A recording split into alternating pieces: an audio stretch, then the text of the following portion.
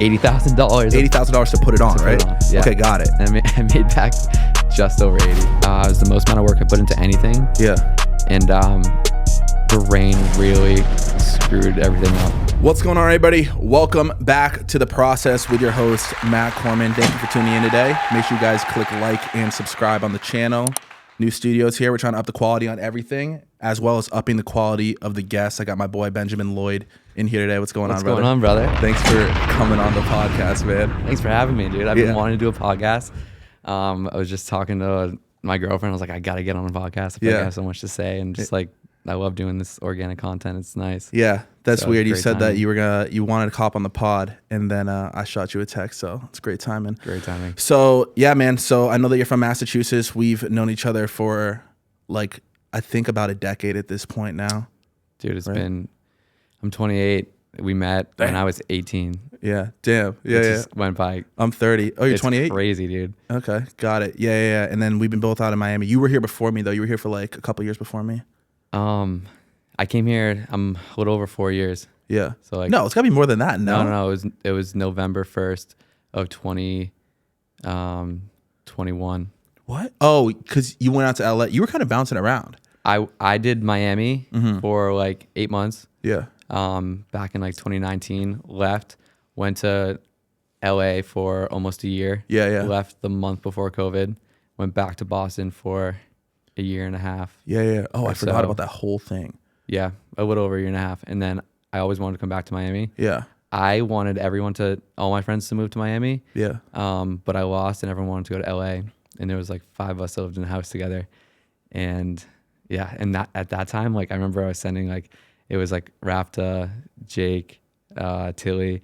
I was sending them houses on the water that we could rent in Miami, 4-bedroom houses. Classic. Like $6,000. What? I swear to God. Now that's Cool. like what, 20 grand? Like at least 20. Yeah, it was in like North Bay Village. It was crazy. And I was like, guys, this is sick. Yeah. I have jet skis right here. Yeah. Dude, They you've were kind of like, always been a guy who like, I feel like has seen the vision of shit. You know what I mean? Like ever since that I met you originally, obviously we were making music back in the day, but like the bigger picture of things, like you were always down to kind of move out early and just try different shit out. Yeah.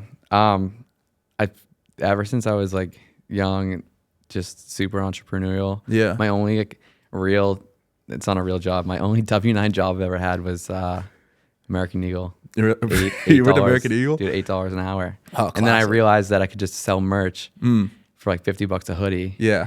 And that was like me working like 6 hours at American Eagle. And I was like, what am I doing here? Yeah. I can just like DM people on Twitter and to like a young fan. Cause if anyone doesn't know it, I used to make pop music. Yeah. To preface that, you were really good at sorry, I should have asked that, but you were, one thing I noticed about you early on is I started making music like probably a little bit after you, I think, because when I started looking at everybody that was doing shows, you and Nick and a couple other guys were already doing shows in Boston. Yep. And that's how I found you guys, because I was like, oh, I want to do concerts, looked up concert venues, and then I saw you guys, and then I remember going on Twitter and being like, holy shit, these guys have like fans. Like to me, it was just like I just wanted people to like. Bro, listen to songs. That's the first thing you said to when we were in Zara. You went to come pick up your tickets. Yeah. Because me and Nick were doing a headlining show together. And I was opening for you. And you guys were opening, and you were opening. Yeah. And we would like give tickets, and you have to sell them to make your money back. Yeah. And I remember you saying to Nick, you're like, oh shit, like that kid has actual fans. Yeah, that was about the you. first. Yeah, that was the first thing you said, and I remember saying that. I was like, oh, this kid's so nice. Yeah, Like, because I was confused, dude. Because I like not confused by why you had fans, but the thought of that was I wasn't there yet. I was just like, damn, someone hear my raps. You know what I mean? Yeah. But I never thought about like, how do I get cultivate an actual fan base, which is something that you've done here in Miami extremely well. Like a place like this, there's tons of DJs, there's tons of people that are trying to throw concerts and do their thing out here. How have you done such a good job of stepping out and like actually being able to bring friends? It seems like to everywhere, like, loads of friends. We just like I just like had a really big friend group before I started DJing. Yeah. Now I started DJing like during COVID. I would throw like huge COVID parties in Cape Cod, actually, where you're from. Shout out. And every weekend, because everything was closed, and we rented a house for that summer down there. And I bought CDJs, and we would just throw these sick parties. So that's where I learned how to DJ. And then when we moved to Boston, we would do the same thing there. It was still COVID. So that was like a year and a half. And then moved down to Miami, and I was here for a year and had a different company that I was working on. And during that time, I would still like throw like big pre-games at my place, and I would DJ for everyone. So it was just like for fun. But I already had such a big friend group, and that just kind of translated into then like bringing everybody out to where I was playing. And when I first started, it was kind of just like, okay, like we're taking over like some like smaller like little venue. Yeah. But it was just like all of our friends just like hanging out, and it felt like we were just like in my living room, and we were just like joking around. And I wasn't doing it as like a serious job to provide and make a living for myself. And I think that's what really like separated me from a ton of other DJs. It's like I didn't have to do these gigs to make a living off of it. So I didn't have to play like during the week at like random bars. Like I could pick and choose what I wanted to play, and that just made my price even go up more, and it just made my value go up because I wasn't taking these like shitty gigs just to make a couple $100. Sure. So that really helped. And then honestly, just like building the community that we did, it was just having so many people believe in the vision, and people like really like, you can feel it and they see it. They're like, no, like I really like see this happening. And I just like I've never doubted that it's going to work out. Yeah. But you have and that's interesting, you have a special ability to bring people together and start a community around what you're doing.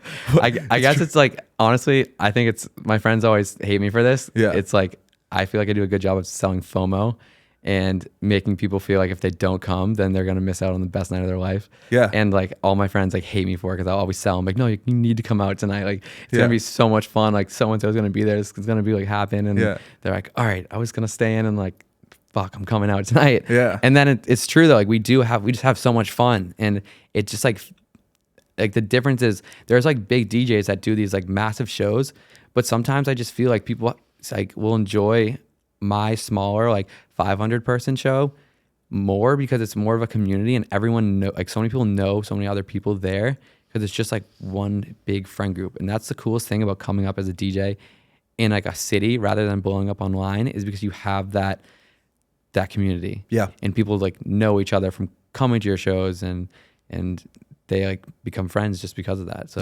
it's pretty special. And it's cool in a place like Miami, because Miami is like, it's like fucking high school, man. Like and once you really get into the scene out here, like everybody knows everybody, you know, especially in the nightlife realm too. Like there's so many, every DJ I feel like for the most part knows each other. Yeah. And so is it an interesting space to be in? Does it feel like a little bit more, is there like any sort of like competitiveness of like, hey, like I'm bringing out more people to sets versus you are bringing out people to sets? Does that kind of happen?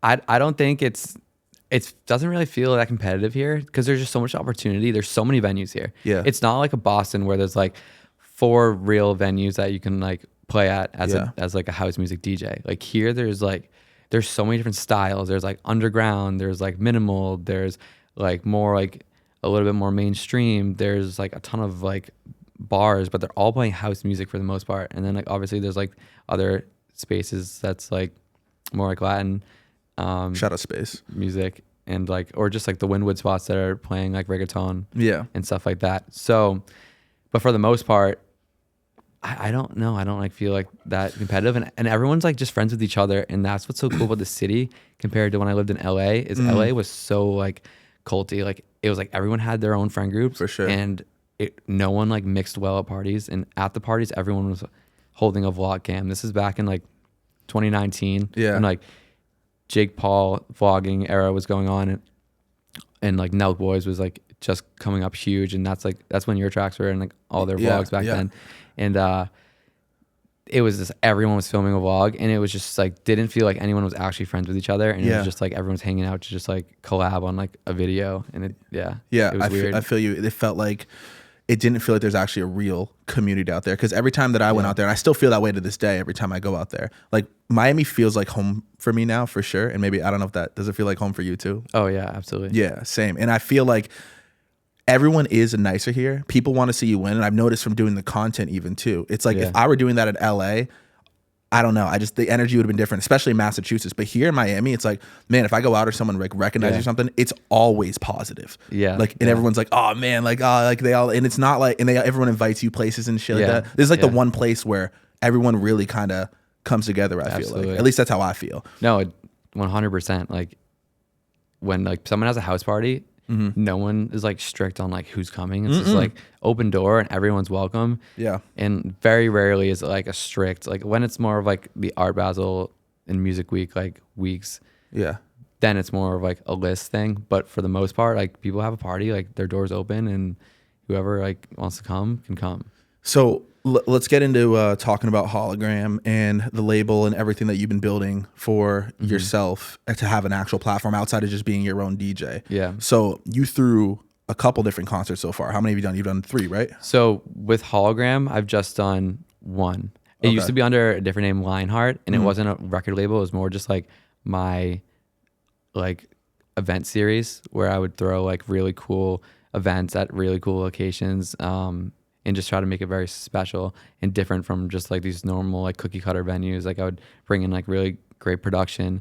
But I did my first Hologram one October 4th, and it was at Reserve Paddle. It was like the most beautiful spot in my opinion in Miami. Like it's on Jungle Island or Watson Island, which is the same thing as Jungle Island, and the background was just like all of like downtown Edgewater right behind us. The cruise ships were right there to the left, and there's just no other piece of property like it, dude. It's just like crazy how it's just like an island in the middle of connecting South Beach to downtown. Like it's crazy how it just like exists in our city, and then we just have like all these beautiful like yachts around us and these like high rises, and then there's just like the beach, and then there's a zoo there with like it's crazy. So that was really cool to do, and going forward I'm doing another one coming up February 20th at this brand new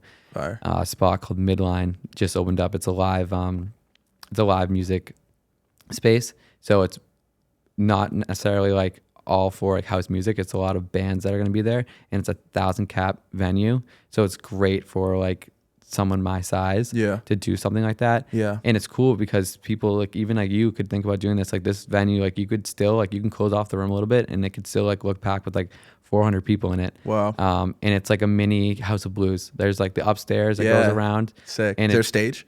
Yes, like the production is insane. Wow. So that's gonna be February 20th. It hasn't been announced yet. Wow, you heard it here first on the process. Here first, and I'm working on like a sick lineup. So like now I'm not doing just me as like the headliner anymore. I'm bringing in like artists that I really fuck with, and I just want to like build a community like that. And that's just how I think it's like a necessary step for me to grow, is to like make these relationships with these other DJs and bring them into a sick show, because it's really hard to break through in Miami if you don't have a fan base here and you're not playing at Space. Like it's really hard to get into Space, and if you're not playing at Space, there's not that many options for these DJs to get into. It's pretty difficult. So on that note though, your event that you did, you had over 700 people come to it. Yeah. Correct. And it was an event that you threw yourself. So you're not signed or you don't have anybody else putting anything behind, right? I threw myself, self-funded it. Yeah. It was $80,000.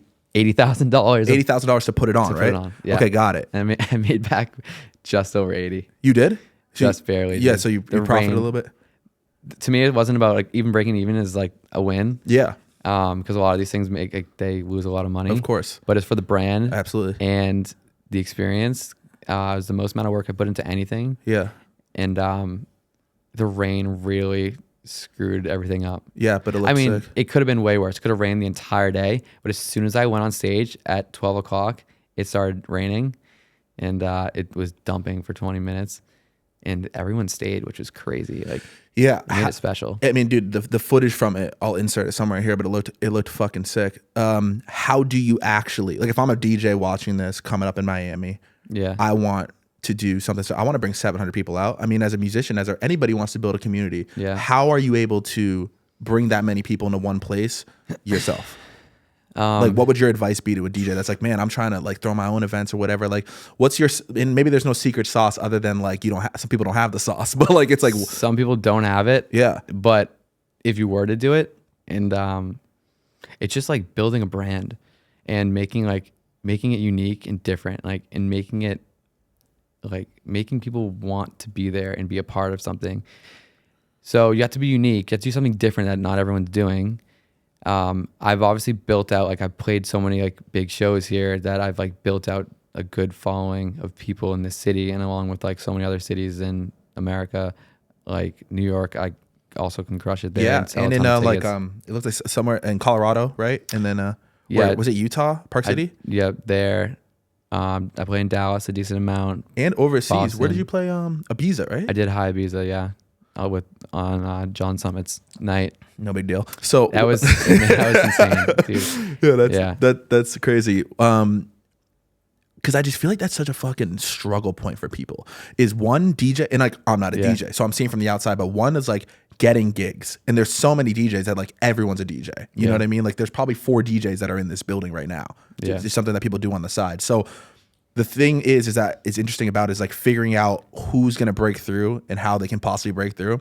But it's similar. Mike Stud told me this one time when I was talking about touring, and I'm trying to like bring more people out. Yeah. And I was like, damn, like what do you think that I'm missing? And then he basically said that similar to what you said, which is interesting that it's working. He said you have to make people want to be there so bad that they can't miss being there. Like being there is the event. It's like, well, I have to go to, like, Ben's throwing an event. What do you mean? Like, we have to go. And that's the thing. I think rather than just being like, oh, I'm playing, come, there's some sort of like action behind it that gets people to actually want to fucking show up to the thing. You know, it's just interesting. And that being said, like I personally, like I think like my sets are the best. Like I am such a fan of my own sets. I will listen to like my own stuff, and I think my music is so unique compared to so many other artists' music out there right now. Like I think a lot of people are just putting out these like cookie cutter tech house songs. Like the bass lines are all the same, and to me, like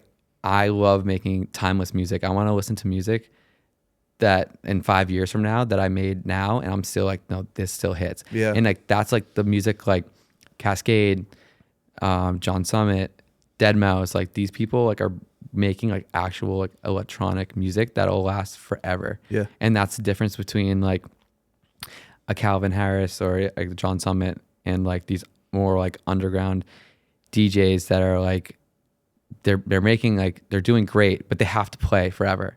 Like they're gonna have to play forever to make their money. And there's other artists that are making actual like records, not just a song. And they're gonna make money on those songs forever. Their Spotify's gonna do well forever. And I really like focus on making like these music, like these songs, these records that are like a journey, and they're not just cookie cutter. And and I obviously like will make like remixes to popular songs that are like tech house, just to like keep my sets like fun and stuff. But the original music that I make is very melodic. In my opinion, I think the melodic music is much harder to make than like these tech house songs. Like there's a lot more music theory that goes into it. And yeah.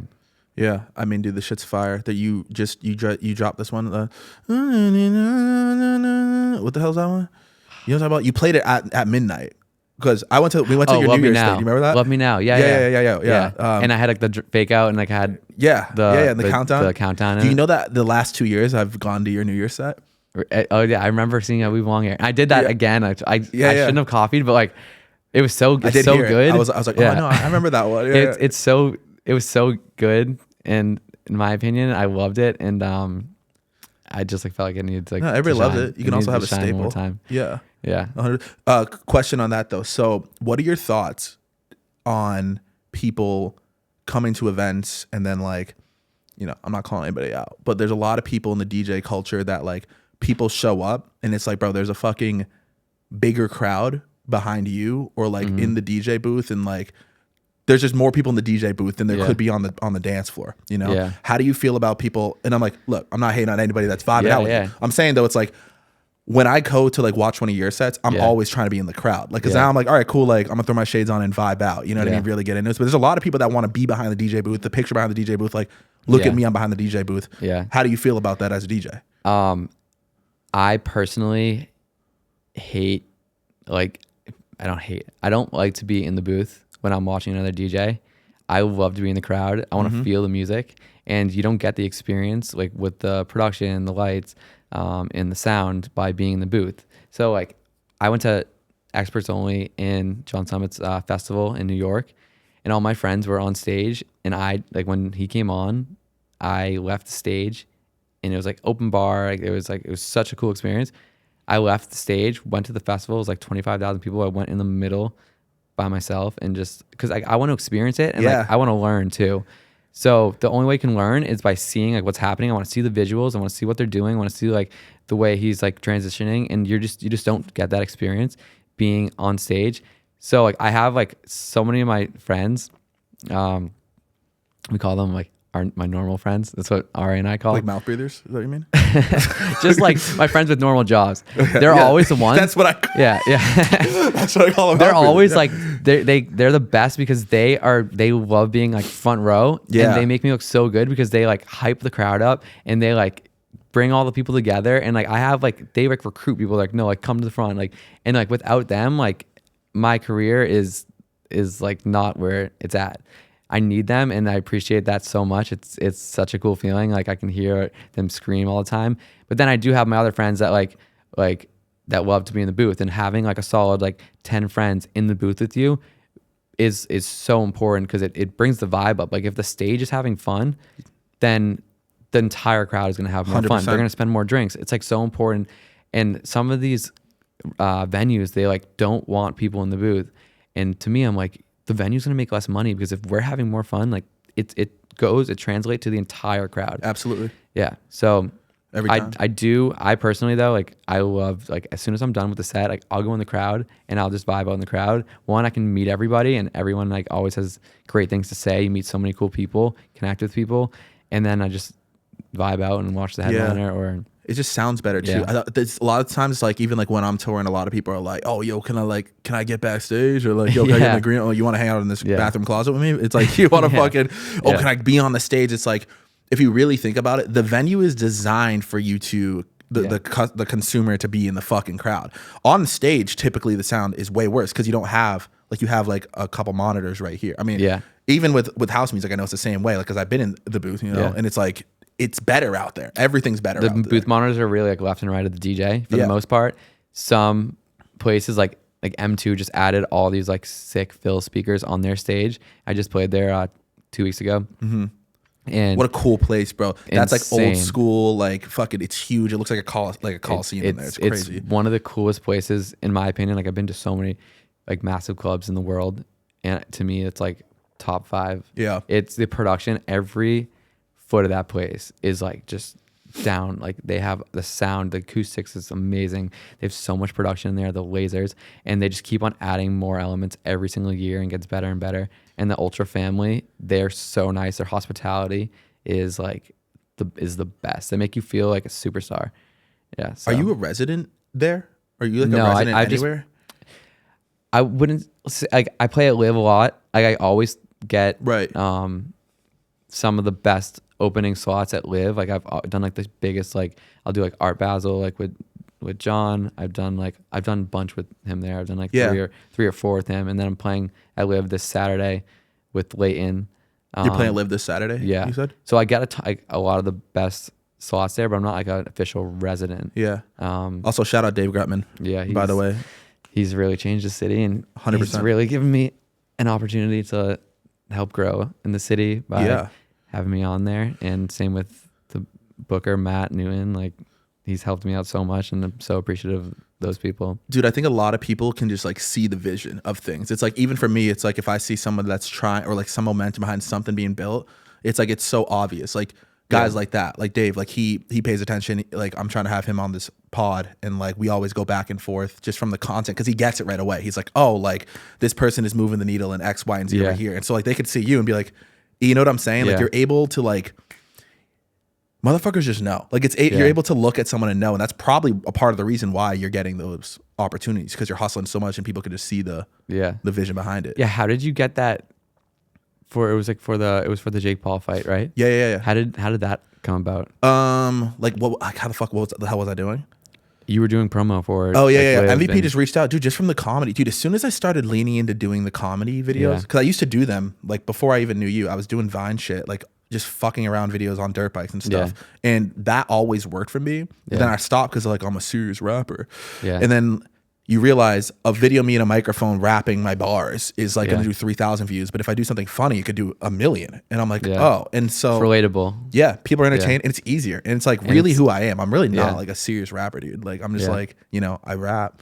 That's not like, but MVP just saw that and they were like, yo, Yeah. come be a part of this shit. And I was like, cool. You were so consistent. That's the crazy part. Like out of all like the Boston like people that made music, you were just the most consistent. Obviously you have great records, but like you were just so consistent with it and you just like stuck with it.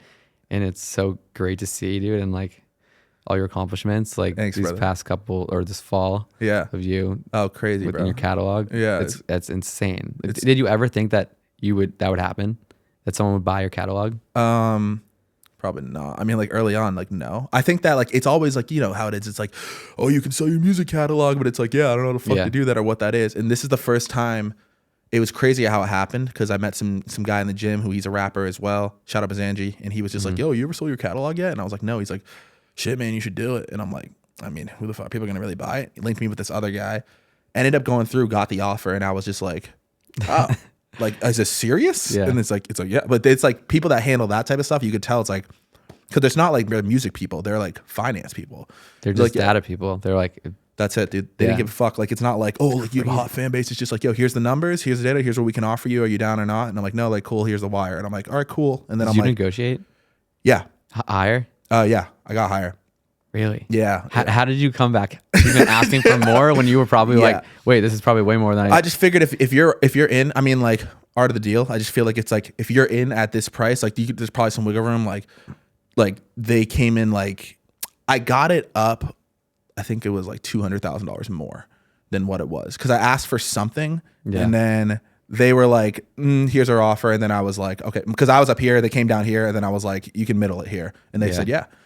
And then That's crazy. Yeah, it was fucking insane. But yeah, but to your point, dude, I think I always knew that I wasn't like, look, I'm not like the fucking best rapper. I didn't have the like resources really too much. And like, I knew I didn't really have a lot of things that would have helped me. And so I was like, well, what I know I can do is I can just outwork people and outwork people on what's working. Like I knew for some reason when I put out songs, people were streaming them a little bit more than some other people that I was like kind of looking at. And I'm like, all right, so people are listening when I drop songs. So I'm just going to drop as much as I can. And then that will be my thing. You know what I mean? Versus like looking at everybody else's kind of shit. just do it on your own. Like that's kind of like myself. Like I don't I was gonna say, it's like you right now, I feel in like. the music industry, like I don't like I have like a lot of great connections, but to the grand like scheme of things, I don't have a booking agent. Like all my bookings like I've gotten by myself. I just got a manager, 2 managers like two weeks ago. Really? And they're just my friends. But they're in the industry. They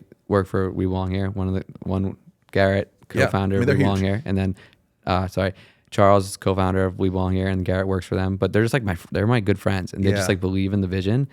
But like other than that, like all the bookings, like we're just like cold like emailing people and just getting them, and like I'm like showing them like Hologram, like all my ticket selling stats, and they overlook you so much, and that's why I made Hologram, because it was just like, fuck it, like if these people aren't gonna book me, then I'm just gonna go to venues. I'm gonna give them a guarantee of like a minimum that they're gonna make that night, of like usually like almost their best night. And like a great story I had was with Mode in Miami. They wouldn't let me play at that venue, and I went to them and I go, okay, what was like their best night at the time? It was like $18,000, and I went to them and I said, I'll give you $20,000 guarantee. And I showed up with $5,000 cash. I go, you can hold on to this for until we get the numbers back of the show. And we crushed it. There was a line down the street. We did like $33,000, and then we came back. So that was like 15 over their best night they already had. Wow. And then they laugh, and like it was so funny. And I love those guys over there too. And then we came back, and then we did like 40, like high 40s. Wow. And we crushed it. Yeah. So I was going to ask you though, on that note, what did you do differently than what they were doing? Would you think it was just like you just brought more people? I just brought so many people. Yeah. Like they weren't doing like free entry. I was doing like, I feel like I was like the first person utilizing Posh in Miami to do like free with RSVP. Like no other DJs were doing that. And I collected so much data. Yeah. And so many people that have come to my events at the beginning. and no one was doing that to like the level like where I was like free with RSVP, and like I would get that information. I could do the text blast, and I could text blast 9,000 people like that. Yeah. And then they would get it, and I would instantly have like 500 RSVPs in the first night. Oh, dude, which was data. crazy. But you know why you probably knew how to do that too? Is because of e-commerce. Yeah. Because it's like, damn, like I just started giving out my phone number to everybody, and it is actually me texting people. And I'm like noticing though, now when because I've collected a couple thousand like numbers, and then when I go back out on the road now, it's like way more people. And there's like collecting the data is super, super fucking important. And also not charging up front. Like you said, free with RSVP. People are gonna get in the door, they're gonna drink, and then if you show them a good time, if Ben shows them a good time, they're paying next time to come to bed. Well, the thing is, I'd do free before like 11 o'clock, and the place opened at 10, and the line was down the street around the corner, so all those people ended up getting charged. Right, because they waited in line for too long. And because like I knew that's just the thing. Like, it's just the game. Now they're in line. Now they're already there. They want to get inside. Everyone's inside, and it's like, fuck, I need to be inside. And then people are like paying more. Then it's like, you know what? I'll skip the line. Like, I'll just buy a table. Now you have like all the tables sold. Yeah. And then it goes from there. And then next thing you know, the door does like that night like did like $14,000. Holy shit, man! And then that money goes to me. Yeah. So money goes to me because you did it. When you did a deal with them, did you like essentially rent out the room type? It was. I always do a bar split, like 20%, and then like, usually. Most venues you keep like 100% of the door. Yeah. And then like that one we had like a split on the door, like 60-40 or something. But now it's different because like they're established now. So like they're not gonna do that with people. But that's like how it works. And I love going into the new venues because like I like showing people a new experience that they haven't done. Like I can't go back to that venue again and do those same numbers because I've just done it so many times, and you've got to change it up. You got to keep on like you got to do it.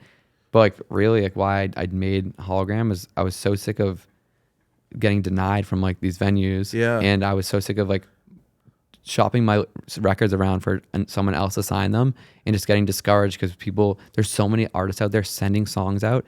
It's so hard for your music to actually get heard. Like it has to get heard in the right setting. They have to be like having headphones in. Like they have to like be in the mood to listen to your song. The mood's important. Yeah. And if you just send it to them and they click it and they open it and it's on their phone or they're like busy and they're not paying attention to the song, it just gets like passed by. And I was like, you know what? Like just why not just like, I mean, every massive artist has their own community and label, and that separates them from like the smaller people. So I was like, why not just start now? Like like you have to do something. You have to look at the game and do something a little different too. Yeah. It's like you were looking at it and you're like, all right, cool. Like if everyone's sending like these songs, because I'm assuming in the EDM space, sounds like you like getting songs signed to somebody. Sounds like it's like the way to blow up a song. Is that right? Yeah, you get assigned to a bigger label. Yeah, it's gonna get good distribution. It's gonna get played by a lot of other DJs as well, and that's definitely gonna help. And then once you get on like one good label, then it's like the other labels are like, oh, he has a track on this label, like that's a good label. If they accepted him, then like we're gonna take a look. Right. And then it's like once you get those looks, then it's like you're kind of good. And then from there, you get a booking agent with like Wasserman or like UTA or CAA or some like these big agents, and then that's how you like really get on like an actual tour. It's like every Friday, Saturday you're playing, and then like summers you're playing like 4 days a week all over Europe. Yeah. How the hell does that? So is that the next step for you? Like, is trying to get signed to a bigger agency on your own, or like what's? I don't think I'm like. I just like don't think I'm ready for that because I'm working with booking agents now to book other artists for Hologram. Yeah. On my shows, and it's such a pain to work with agents that it makes me not want to work with someone that's signed to an agent because it's so hard to book them. They have to go through like it's back and forth negotiating. And for me, it's just like, I just want to like talk to somebody direct and be like, do you want to do this? This is the price I'm going to give you. And I'm giving them like good offers, but then you have like, just like their job is to negotiate higher and make these artists like bigger than they are. Yeah. And it's tough. So it makes me not want to work. And I think there's like a middle or like a ground where if you don't have enough demand for you yet, having an agent can hurt you because you're just going to kind of get like shelved a little bit and they're not going to push you hard. So I'd rather just push myself until like I'm at the point where I have a song that blows up, Yeah. and then the demand comes. I don't think you're far off from that. I think hopefully like this year it's gonna happen. Yeah, I think so too. Because I think it's like how I look at life is all things happen when it's supposed to happen. Yeah. Truly believe that, and especially like we do very similar things, just like of how we like go about and live our lives. You know what I mean? And I think that everything that's good that's happened to me happened when it was supposed to. Like if you have a hit song go off right now, it's like you'd want to be in a position now versus last year where you've already done your own events, you've already done successfully, you've already had the L's, you already know that it might fucking rain, you already know that, you know what I mean? So many lessons along the way, and it takes forever. Like it's like, oh man, being like, patient is worth it sometimes. Bro. It's like it's big, and someone like that's a great example is the Vault. He's a new he's not a new DJ. He's been like producing for a while, but he just had a song get signed to Experts Only label, and that like really took his career. But he already had like a great vault of music on Spotify that I was a fan of much before he released that. But like he was probably like itching like, okay, when's gonna happen? When's gonna happen? But then he gets that one song, and like someone like John Summit has like the power to really put people on. And like shout out to him for like putting so many people on, including like myself, like allowing me to like be on his lineups like so many times this past year. But like the Vault, like it was ready like now he just like posted his tour. Every single show is selling out. Unbelievable. At these like smaller like 500 to 1,000 cap rooms. But like if they're all selling out, then like his price is gonna go like way up. Yeah, you want the 500 sell out. You don't want the 2,000 and then like it's not filled. Yeah, so it's sick, and it's like sick to see that like okay, like it's really happening for him. So that's cool, and it's just better not to rush the process. Yeah, in my opinion, which is literally why I called it the fucking process. Because like the whole idea was that because so many people all like were like, I've just in the music game, and you know this too from even doing the artist thing too, like outside of the DJ thing. It's like so many people are trying to figure out the cheat code or the quick way to something on how to make it legit. Like some people are like, how do I get more streams on music? I go mad, like I want to fucking do it, and it's like there's 300 songs I did though. You know what I mean? Like a lot of them didn't work. It's like, oh, like how do you fucking get to open for a tour? It's like, well, like I sent out 1,000 emails and one person said yes, you know? So it's just like taking time. I think also time and market. Something I think people don't talk about enough is actually having time and market for the consumer. And what I mean by that is, I'll just talk from my standpoint, for example. If you see Matt Corman's name pop up on Spotify next to like somebody else, like let's say you're fan G-Eazy, and then like you get the fucking, you know, the C-League version, and you get like a Matt Corman in there. It's like, if you see that for 8 years, eventually you're going to go, oh, I'll click on it. One. So it creates opportunity to do it. And then two, familiarity, where somebody be like, oh, I listen to Matt Corman. It's, oh yeah, I know him. He's a rapper. I've seen him. So it's like, if you see a hologram event, for the first time they saw it, it did really well, right? Yeah. If you don't stop doing it though, 5 years go by, or if you keep on going for it, by the 5th year, people are so familiar with it. It's like seeing a billboard every day. It's like, I just feel like people forget about it. Yes, you have to check it out, and you need time for shit. Like it matters a lot. You got to market in all angles. Like it has to be a song. It has to be you're on tour with somebody. Like then it has to be like a random post like blows up. It's you can't just like throw like $10,000 behind a song and hope it does well. Oh no. And I have friends that always are like, I can get you like to the #1 trending song on Instagram. Yeah. And it's like cost this much money. And in my head, I'm always just like, no, like it doesn't make sense for me to just throw that money into that because like I need to hit them with like, there needs to be like other aspects of it. It might get you like, it might translate to 20,000 plays on Spotify. That's a terrible return. 100%. And is it sticky? Like you need a story. Like, okay, I'll speak this. Like when the Chiefs won the Super Bowl, they used my song in their first TikTok right away. Put them in, they played the slow down version. It was crazy, but this song was blowing up on TikTok and uses. It also was going viral on Instagram sounds. Okay. Yeah. Nothing happened. Why didn't anything happen? I didn't have a story behind it. I didn't do it because it was like somebody just did it like for me organically. But like, one, people are just using the sound, and so that doesn't mean that they're a fan of me. It actually doesn't mean they're even like the song. Maybe if they're using it in a trending section, they're just using it so that their video gets popular. It doesn't mean I'm selling tickets. It doesn't mean they like Matt Corman.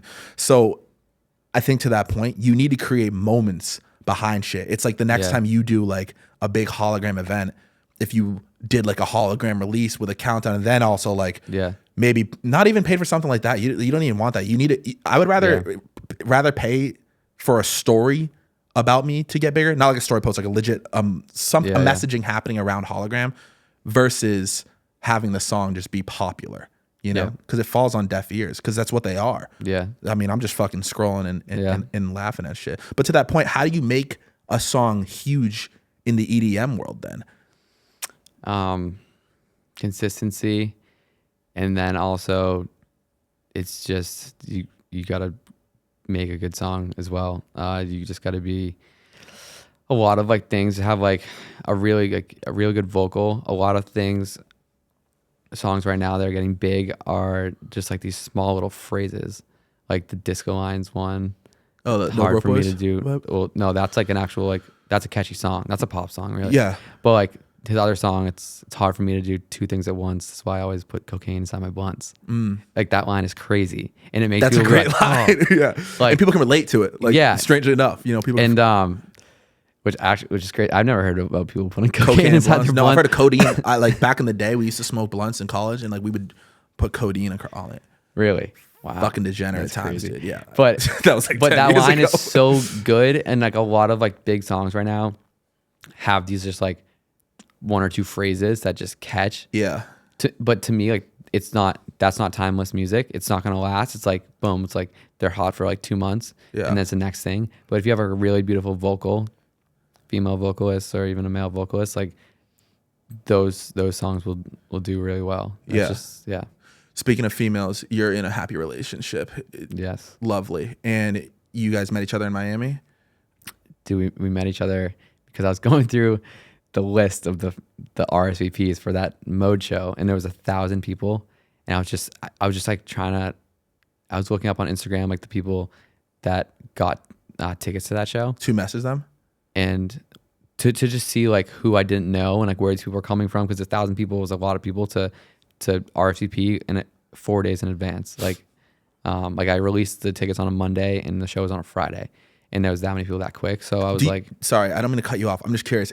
How did you get so many RSVP? Were you like posting about it? Were you just like running ads on Posh? No, how do you do it? Dude, I literally would never do any paid ads. Whoa. For Hologram, I do paid ads. Yeah. Because that's like a huge investment for me. Yeah. But these other shows, just like, no, it was the data that I had. I could send out, I could do my email marketing. I could do my text marketing, and I could just post on my story. And then people just knew in Miami that was the place to be for the night. And I feel like most times when I do a show, people are like, this is the place to be tonight. Yeah. Just because our friend group like makes up, I feel like the majority of like Miami's like going out group. You have a good vibe group too, bro. Like I don't even go out that much, but when I do go out, low key, I go to your spots, like your events. Yeah, like, it's fun. Just because I know what to expect out of it. It's like, cause I'm not really, like if I can go and like support you and then like also hang out, have good music and have a couple of drinks and like get a nice buzz on and head home, like that's my fucking, but I know I get that when I go to your shit. You know what I mean? So, but keep going on your story. Sorry, I just fucking cut you off. So I was going through the people that got tickets. I just wanted to see like what people were getting them that I didn't know. Mm-hmm. And I happened to just like click on her name, and then I like typed her name in on Instagram. I was like, holy shit, who's this girl? And I have no idea who she is, and she's like a Miami Dolphins cheerleader. Yeah. And then I followed her, and then I messaged her. I was like, I'm having a pregame. You should come. Classic. And she was like, yeah, I'll come. And then she didn't end up coming. And it's funny because then I messaged her maybe a couple other times throughout that year and was like, you should come to this. And like, we would like have small talk, and that's about it. And then I ended up like matching with like one of her teammates on Raya. And then I remember being like, oh, like I used to talk to this other cheerleader like every now and then. Like I couldn't remember her name. And literally like Instagram just knows when you're thinking like about someone. An hour later, I go on Instagram and like she pops up. I'm like, oh, this is the girl. And then I messaged her. I was like, do you want to get dinner? I took her to Osaka, and we had such a good time. It was like her. She was already with like two friends. Yeah. She said, she's like, I'm with two friends, and I was like, all right, well, I guess I'm taking all three of you guys to dinner. You ran that play? And then no, I booked a reservation for 6 people at my favorite restaurant, and I was like, I'll meet you there like at 9:00. Yeah. Brought 2 of my friends, and usually when you go on like a triple date or like just like 3 like three or even like double date or something, somebody's like not having a good time, usually from the female side. Like one of them's like, I want to go home, or doesn't want to be there. And they were all so fun, and they just like let me like control the night, and I took them to like so many different spots, we had the best time. And then I happened to be playing at Live the next night. Oh, so you look at the man. So then I was like, well, you guys can all come in the booth when I play there. And they're like, all right, this is sick. And she hated house music then. Right. I remember her saying that. I converted her over pretty quick. I think that the hardest part is that Miami has so many options. So like when you're in Boston, it's cold in the winter. You don't want to go out. So like you need to have like a companion. Like you want to have someone that you can stay in and like hang out with. Yeah. Here, every single weekend, there's something going on. So like most people don't want to be in a relationship because they're so excited because they can just meet someone new like every single weekend. Yeah. So that's why I think it's hard because there's just so many options for both sides. Yeah. Like, and I think women definitely struggle more getting in relationships here because like the guys just have way more options in my opinion here. And they don't want to grow up as much because it's so fun in this city. And it's acceptable to be like 35 and not married in the city. Yeah. But in Boston, like if you're like 35 and not married, like get your house and kids. That's what I'm saying. Like all your friends are married and are like having kids. So then like, you're by yourself and you're like, well, what am I supposed to do? So that you have to find a girlfriend. But here you don't. You can be whatever age you want and it's acceptable. And it's just like people just have in my opinion, a better way of living because they're enjoying their life much more. Some people definitely need to grow up, but like like at some point,